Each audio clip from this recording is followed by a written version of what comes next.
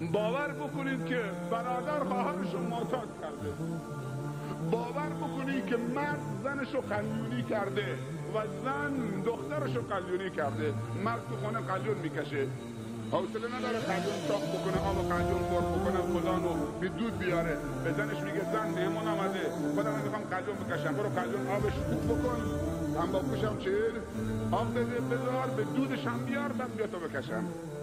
وقتی زن مسلمان روزی سه بار قلیون چاق بکنه، به دودش هم بیاره، خودش قلیونی میشه.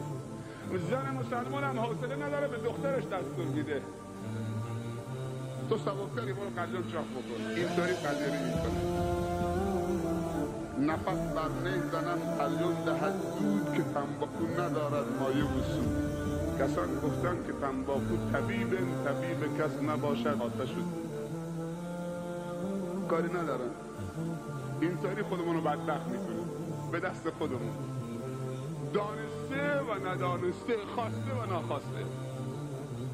به یک زن مسلمان سر عروسی میگن وقت نماز برو وضو بگیر، با پروی برمیگرده میگه آرایش صورتم خراب میشه. من رفتم آرایشگاه 5000 تومن دادم، موی سرم و مش زدم، حال دادم، آرایشش خراب میشه. خدا غفور و رحیم، بعد میخونم، شب میخونم.